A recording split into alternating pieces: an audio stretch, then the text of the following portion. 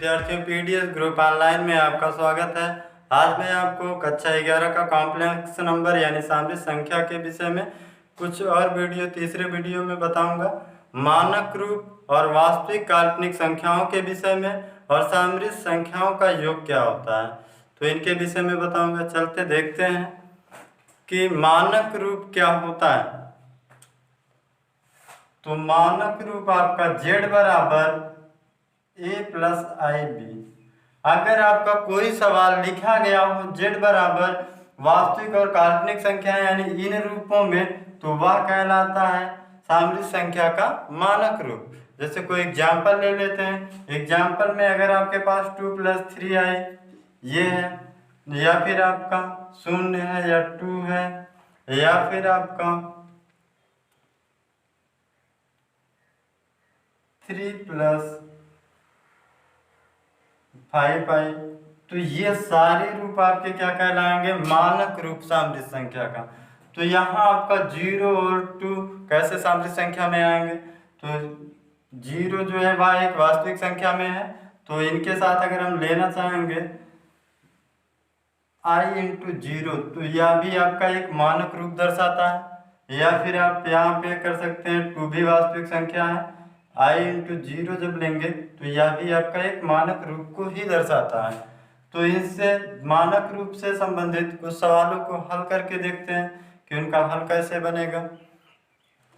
सवाल है आपका 2 प्लस क्वेश्चन जो बनेगा 2 + 7 रूट में -10। तो ये तो आपका सवाल है। देखने में क्या आपको पता चलता है कि यह मानक रूप है कि नहीं? तो मानक रूप में तो अभी नहीं लग रहा है, क्योंकि आपका क्या होता है, वास्तविक और काल्पनिक भागों के रूप में होना चाहिए, यानी i और वास्तविक संख्या इनके रूप में बनना चाहिए। जैसे यहाँ पर बन गए हैं ये, और ये तो आपको बताए हैं यहाँ पे, ये और ये देख रहे हैं इस प्रकार से। तो उसी प्रकार से हम इसे भी सॉल्व करके कुछ ऐसा ही बनाते हैं, तो आपका क्या कहलाएगा? मानक रूप। जैसे यहाँ पे आगे लिखते हैं 2 आपका बना है तो बना रहने देते हैं, 7 भी बना है बना रहने देंगे।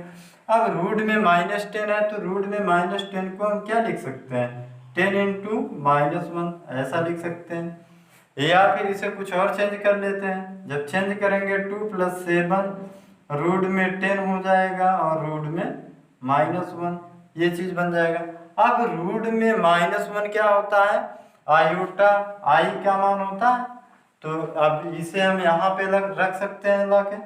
तो 2 + 7 रूट में 10 और आई, तो यह क्या हो गया आपका? एक सामरिक संख्या का मानक रूप। तो अगर संख्याएं कुछ इस प्रकार से दी गई हों तो उन्हें हल करके हम मानक रूप में बना सकते हैं। ऐसा आपका सवाल आपके अभ्यास में दिया गया है, आप हल कर सकते हो। तो एक और सवाल देखते हैं इसी से। तो दूसरा सवाल देखते हैं। तो दूसरे सवाल में आपका क्या बनेगा?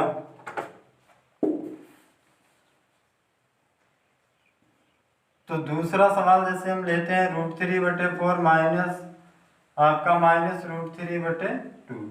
अब इन्हें सॉल्व करते हैं। ये भी आपका अगर ऐसे देखेंगे पूछ लिया जाए क्या मानक रूप है, तो मानक रूप तो नहीं है, क्योंकि i होना चाहिए काल्पनिक भाग।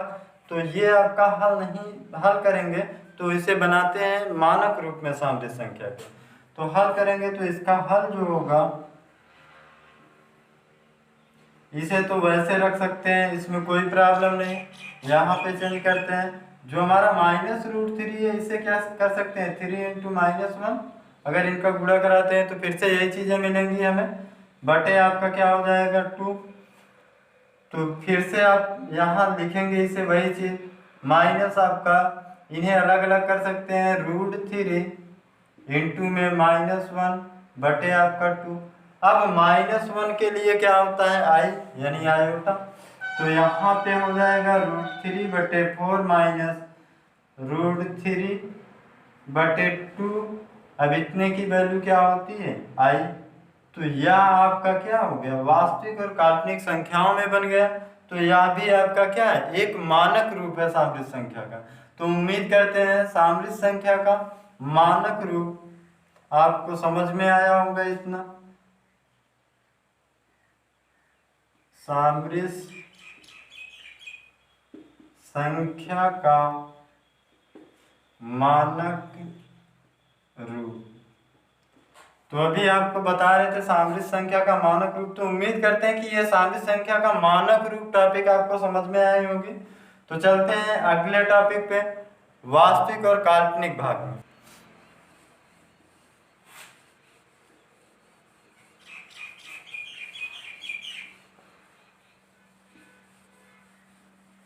अगला जो टॉपिक है वह सामरिक संख्या का वास्तविक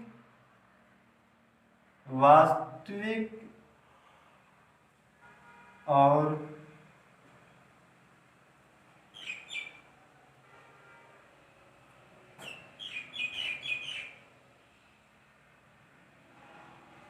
काल्पनिक भाग।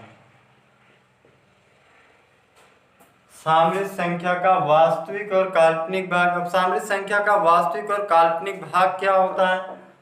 तो जो यहाँ पर z बराबर हम लिखेंगे a प्लस आई बी, तो यहाँ पर आपका जो i के साथ व्यक्त होता है वह आपका कहलाएगा काल्पनिक भाग, और जो आपका a के जैसा जिसमें i ना हो तो वह क्या कहलाता है? वास्तविक भाग। दो चीजें। तो कुछ आपको सवाल दिए जाएंगे, तो सवालों पर आपको वास्तविक और काल्पनिक भाग बताना होगा। तो पहले उसे क्या करते हैं, जो भी मानक रूप बताए तो मानक रूप में चेंज कर देते हैं। अगर नहीं चेंज है तो जब मानक रूप में चेंज करेंगे तो वहाँ आई मिल जाता है, तो आई जिनके साथ हो गया वह क्या हो जाता है? काल्पनिक में। और जो आई के साथ नहीं होगा वह आपका वास्तविक भाग। तो आइए एक सवाल पर देखते हैं। सवाल है आपका 2/3 माइनस रूट में -2/3। अब ये सवाल है, अब इसमें वास्तविक और काल्पनिक भागों की बात है। तो पहले क्या है, जो अभी मानक रूप पढ़े थे टॉपिक्स, तो मानक रूप के जैसे ये हल करते हैं। तो वहाँ पर मानक रूप पहले बनाते हैं, फिर आई जिनके साथ होगा उसे काल्पनिक बता देंगे, जिनके साथ आपका आई नहीं होगा वह आपका वास्तविक बन जाएगा। तो हल कर लेते हैं इनको। तो इनका हल जो होगा 2/3 माइनस रूट में, इसे क्या कर सकते हैं? 2/3 कर सकते हैं, इंटू में आपका क्या करेंगे? -1 कर सकते हैं। जो ये माइनस है इसके लिए अगर इसमें 1 का गुणा कराएं तो कोई इफेक्ट पड़ने वाला नहीं है। तो जो ये माइनस होता है 1 के साथ ले लेंगे, तो इस प्रकार से बन गया। जब इस प्रकार से बन गया तो इसे क्या बना सकते हैं? 2/3 माइनस एक रूट में 2/3 इंटू रूट में -1, कुछ इस प्रकार से। अगर इस प्रकार से बनाएंगे तो -1 रूट में हो तो उसका मान क्या होता है? आई। तो यहाँ पर 2/3 माइनस 2/3 आई। अब यहाँ क्या हो गया? ये एक मानक रूप में बन गया। अब मानक रूप में बन गया तो जिनके साथ आई होगा वह क्या होगा? काल्पनिक, और जिनके साथ आई नहीं होगा वह वास्तविक। तो ये हमारा इतना क्या हो गया? काल्पनिक। ये इतना क्या हो गया? वास्तविक। तो काल्पनिक क्या होगा? काल्पनिक भाग। और ये क्या हो जाता है आपका? वास्तविक भाग। तो उम्मीद करते हैं आपको ये समझ में आया होगा एग्जाम्पल। तो इसके बाद अगले टॉपिक्स पे चलते हैं, सामरिक संख्याओं को कैसे जोड़ा जाता है।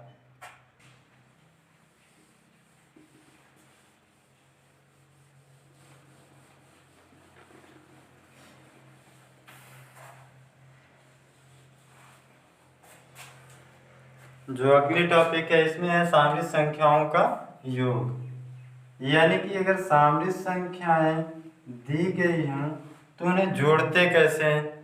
मान लेते हैं एक संख्या आपका Z1 दिया गया हो, Z1 बराबर a प्लस आई बी, और दूसरी संख्या Z2 दी गई हो C प्लस आई डी, इस प्रकार से। तो इन्हें जोड़ते कैसे हैं? Z1 प्लस Z2 बराबर ए प्लस आई बी प्लस आपका हो जाएगा सी प्लस आई डी। तो जोड़ते समय सामने संख्याओं में वास्तविक वास्तविक के साथ जुड़ता है, काल्पनिक काल्पनिक के साथ जुड़ता है। अगर यहाँ हम ब्रैकेट हटा दें, ब्रैकेट हटाएंगे तो अगर जोड़ने की बात आती है तो वास्तविक जो होगा वह वास्तविक के साथ जुड़ेगा, जो काल्पनिक संख्या होगी वह क्या होगा, काल्पनिक के साथ जुड़ता है। तो यहाँ पर जो बनेगा वह ए प्लस सी बन जाएगा, और अगर इन्हें जोड़ेंगे तो यह आपका बनेगा आई बी प्लस आई डी, ये चीज। तो यहाँ से क्या करते हैं, काल्पनिक आयोटा को कॉमन कर सकते हैं, तो A plus C plus B plus D, I को कॉमन कर लेते हैं। तो सामरिक संख्याओं का जो जोड़ होता है वह इस प्रकार से होगा, यानी कि सामरिक संख्याओं को जब जोड़ेंगे तो ध्यान देते हैं वास्तविक संख्या वास्तविक के साथ जुड़ेगी और आपका काल्पनिक संख्या काल्पनिक के साथ जुड़ता है। तो उम्मीद करते हैं कि ये आपको समझ में आया होगा मेथड। तो आगे चलते हैं, कुछ सवालों से समझाते हैं आपको।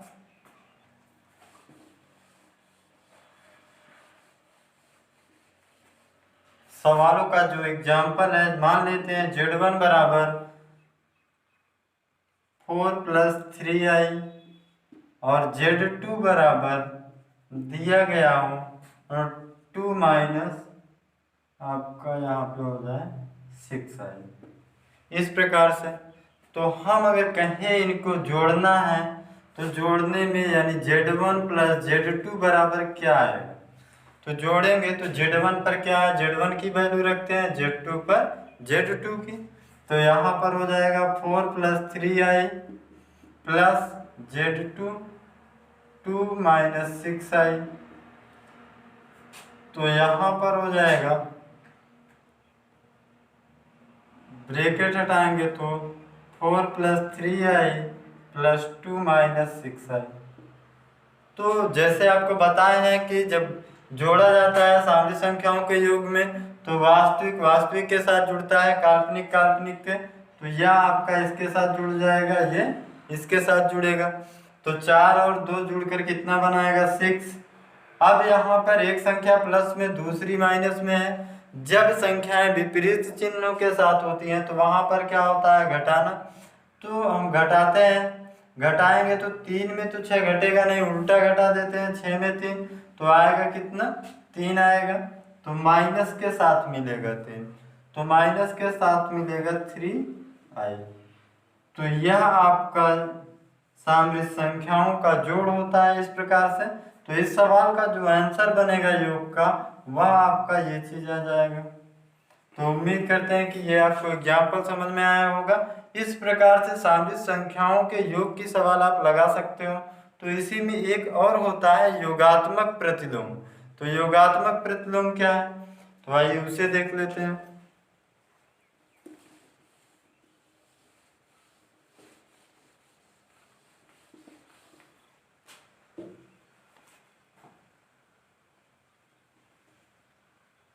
योगात्मक प्रतिलोम,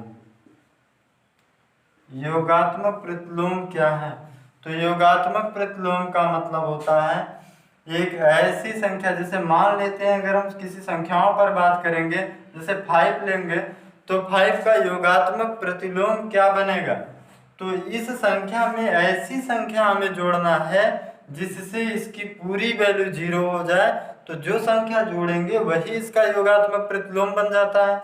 जैसे ये हमारे पास 5 है, 5 में अगर हम -5 जोड़ देते हैं तो ये अगर हम जोड़ देंगे -5 तो इस दोनों की वैल्यू किसके बराबर हो जाएगी, 0 के। अर्थात जो हमारा 5 का योगात्मक प्रतिलोम बनता है वह क्या बनेगा, -5। तो हम सामरिक संख्या पढ़ रहे हैं तो सामरिक संख्या में देखते हैं योगात्मक प्रतिलोम क्या होता है। अगर हमारे पास z बराबर सवाल दिया है, ये चीज एक मानक रूप है सामरिक संख्याओं का, अगर ये दिया है तो पूछा जाए इसका योगात्मक प्रतिलोम क्या होगा, तो योगात्मक प्रतिलोम में कुछ नहीं करना है, बस आगे माइनस लगा देना है। तो योगात्मक प्रतिलोम इस संख्या का जो बनेगा, योगात्मक प्रतिलोम, तो योगात्मक प्रतिलोम इस संख्या का केवल माइनस लगाते हैं, यानी चिन्हों को बदल देंगे तो जो संख्या प्राप्त होती है वही क्या हो जाता है, योगात्मक प्रतिलोम। अब हम यहाँ पे संख्या बदलेंगे, तो अभी आपको बताया कि ऐसी संख्या का इसमें योग किया जाता है जिससे पूरी वैल्यू 0 हो जाए, तो वही योगात्मक प्रतिलोम होता है। और दूसरे शब्दों में आपको बताया, अगर ये प्लस में लिखा है तो इसे माइनस में लिखते हैं, अगर माइनस में लिखा होता तो प्लस में लिखते हैं। तो ये प्लस में है तो माइनस में लिख दिए। क्या हम इसे इसके साथ ऐड करने पर 0 होता है? तो यहाँ पर ऐड करके देख लेते हैं, अगर 0 होगा तभी ये आपका क्या होगा, योगात्मक प्रतिलोम होगा इस संख्या का। तो यहाँ पर a प्लस आई बी, अब इसे हम जोड़ते हैं। जब जोड़ेंगे तो यहाँ पर आपका दोनों संख्याएं माइनस में है,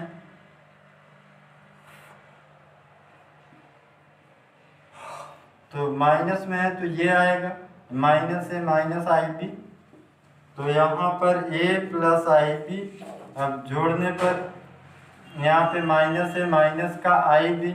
अब ये आपका इससे कट गया, ये इससे कट गया, आया का शून्य, तो शून्य आ गया। इसलिए हम जानते हैं कि यह आपका क्या है, इस संख्या का योगात्मक प्रतिलोम है।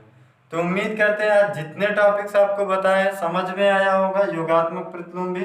अगर इन टॉपिकों में आपको कहीं भी कोई समस्या होती है तो आप हमारे व्हाट्सएप नंबर 8127148433 पर जान सकते हैं, या फिर हम पीडीएस ग्रुप ऑनलाइन व्हाट्सएप पर कुछ आपके जो पढ़ाए हैं टॉपिक्स, इसके कुछ प्रश्न भेजेंगे, उसके आंसर भी हमें हमारे इसी नंबर पर आपको देने होंगे।